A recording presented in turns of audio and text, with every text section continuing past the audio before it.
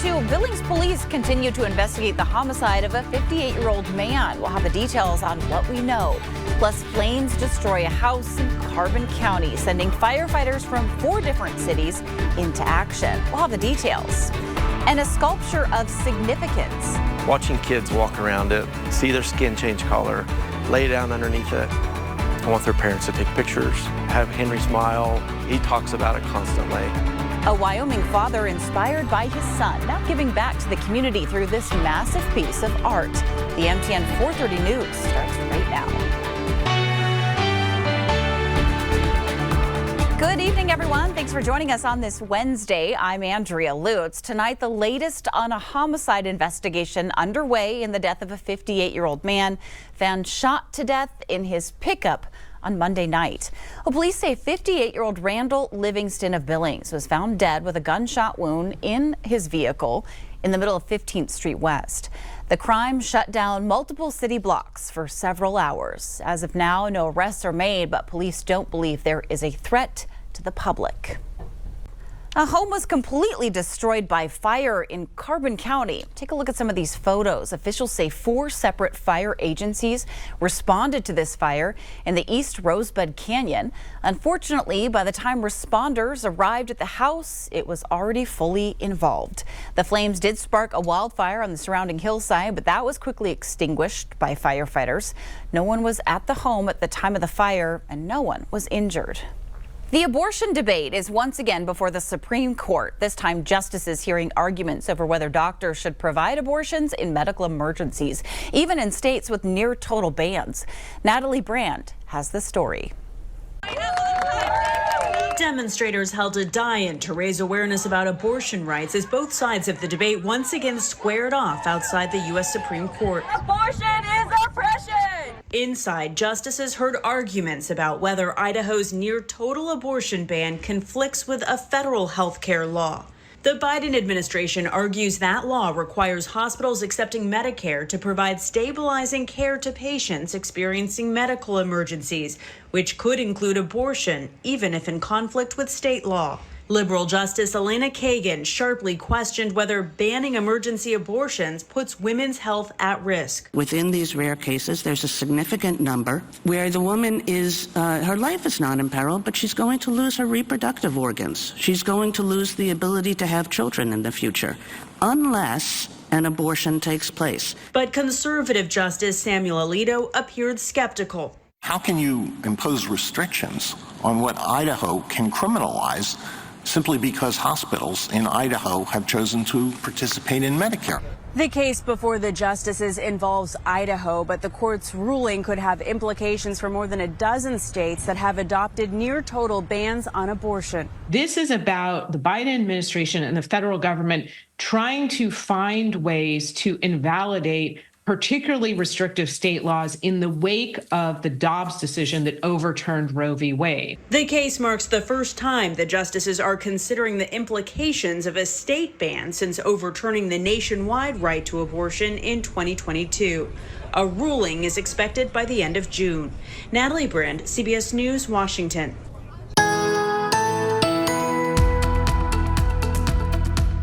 Temperature is very mild today. In fact, the warmest day overall that we'll see for a while. A lot of those warm readings will remain into the eastern plains tomorrow. We'll show you just exactly what to expect. But snow in the mountains already. Winter storm watches into effect as we'll see what will happen as we start getting from Thursday night through the rest of the weekend as far as snow totals. But where the rain will fall and how much we get, still a little more of a question mark. We'll break down all the forecast details for you coming up in a few minutes. A Sheridan father is doing something special to spread awareness about autism. Nick Wright fabricated a beautiful metal butterfly sculpture to be donated tomorrow night to the Sheridan YMCA. Our Kelsey Boggs caught up with him today to learn more about his inspiration behind the piece. It's an embodiment of a father's love, handcrafted with care to be donated to the Sheridan YMCA, honoring Henry Wright. Sheridan is coming around. When it comes to awareness and accessibility, Sheridan, Wyoming is taking steps towards improvement. There's Sensational Kids that offers different therapy And there's a new autism organization in Sheridan. It's called REACH. Great news for parents like Nick Wright, whose 10-year-old son, Henry, is autistic. Henry is very, very sweet. He's got a very mechanical mind. He loves to understand the way things work and likes to see the end result. Nick recently had an idea sparked by a visit to the Sheridan YMCA. I was sitting waiting on my kids at swim lessons at the Y, talking to an employee, and they let me know that they are in the process of building a sensory room for autistic kids. And I was very thankful for that. He knew he had to see his idea through to honor kids like Henry and spread autism awareness. I had a CAD drawing of it, and I said, I want to build this, give it to you, just to bring awareness. And she said, we want it. Nick co-owns LJ Wright Ironworks and Design and got to work designing this beautiful butterfly. Getting it outside, watching kids walk around it, see their skin change color, lay down underneath it.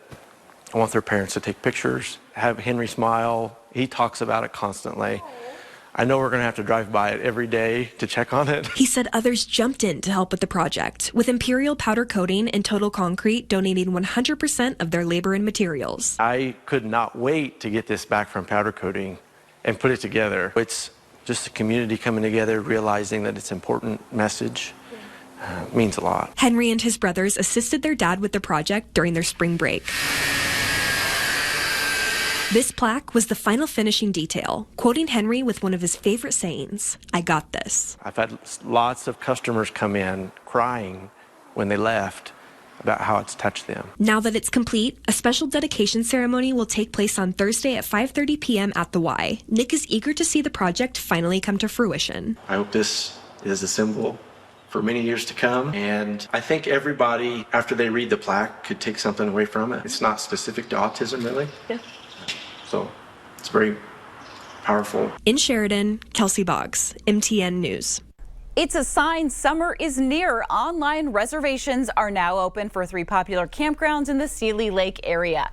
Campsites at Big Larch and Lake Alva campgrounds are available at recreation.gov. Sites can be reserved the Friday of Memorial Day weekend to the Tuesday after Labor Day. Seeley Lake Campground is also available for reservations, but delayed because of repairs. And for campers who didn't get a reservation, campsites are set aside on a first-come, first-served basis. In Lewistown, plans for a new housing development are moving forward on 18 acres of former lumber property. The need for more housing comes after the town was selected as the new headquarters for Vacom, the German manufacturing company. Well, the business will bring around 700 new jobs, and the property is a total of 173 housing units that can be placed there, ranging from townhomes to single-family homes. Homestead Ventures purchased that property and is heading up the project. The proposal from Homestead Ventures Group closely aligned with the future use of that property, or kind of the desired future use. It really meets a broad housing need, which all of our surveys and everything have said that Lewistown needs housing and wants a diverse type of housing. So townhomes, apartments, single family, that sort of thing. The houses are expected to be done by the end of 2026, just in time for Vacom to finish their headquarters by 2027. Despite high interest rates and inflation, sales of newly built homes in the U.S. surged during the month of March. New data says that those new home sales climbed 8.8% last month. It's the strongest monthly hike since 2022 and comes well above what many economists expected. New home sales increased by 28% in the Northwest. However, the same was not true for the sale of existing homes, falling 8.3%, the sharpest drop in more than a year. Defining the middle class is not an easy task. While many Americans meet the basic definition, still don't live as comfortably as they would like to. Amber Strong spoke with experts and families about being stuck in the middle. As you can see, like after school snacks and times where people are really needing things that are quick meals. Things are busy at this Northern Virginia food pantry. January Coates, who helps with the operations here, shows us some of the necessities it stocks for families. We get yogurt, we get non-perishables, we get snacks, fresh veggies, hygienics, toiletries. Coates says the pantry serves a variety of people, the elderly, the disabled, and to the surprise of some, middle-class families making between $50,000 and $120,000 a year. Because Northern Virginia, you're not paying no less than like $1,900 a month for your place. So by the time you add in food costs between the two, you're already out like $3,500 to $4,500. Olivia Simmons is one of those visitors, a public school employee who says she always puts her students first, even when she doesn't have money to spare. A lot of these kids, they know me, but I'm in high school, so they're always like, Miss Simmons, do you have a snack? Do you have something to drink? At home, she's a mom taking care of her family, including a daughter with autism and a husband who suffers from mental illness. We're just like barely staying afloat. We're always like a paycheck away from losing it all. The food here helps Simmons stretch her budget, especially considering the rising cost of housing in the area. I'm paying $1,840 a month now for a 2-bedroom. Apartment. Apartment. You know what I'm saying? And then a 3-bedroom is like $2,200 a month. According to a report from Lending Club and Payments, about 65% of people earning between $50,000 and $100,000 annually say they live paycheck to paycheck, struggling to pay the bills. If you live paycheck to paycheck, almost by definition, you're not middle class because you don't have enough to save. Most Americans agree in order to truly feel middle class, people say they need the ability to pay the bills, pay a $1,000 emergency expense without adding debt, go on vacation, retire comfortably, and save, according to a survey from the Washington Post.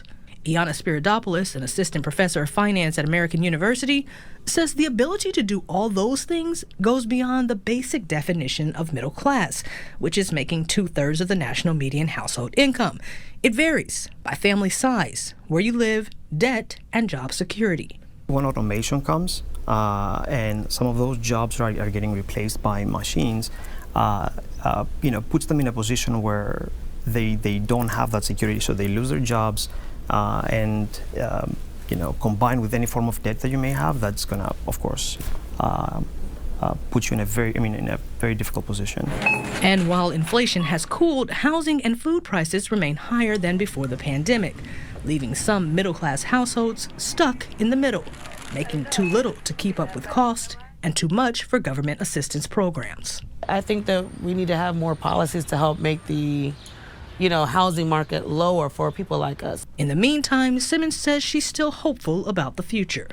Life is short, and so we're still fed. We're not going to bed starved. You know what I mean? If it's rice and beans, then we'll eat rice and beans. It just is what it is, and we make it work. Amber Strong, Scripps News, Annandale, Virginia. Still to come on the MTN 430 News on Q2, clearing the bar. A Huntley Project pole vaulter is now the best in the state after clearing new heights. Alec will hear from this Red Devil in just a bit. But first, it is a beautiful spring day today. Are there changes on the horizon? Ed will let us know in his full 7-day forecast after this. Storm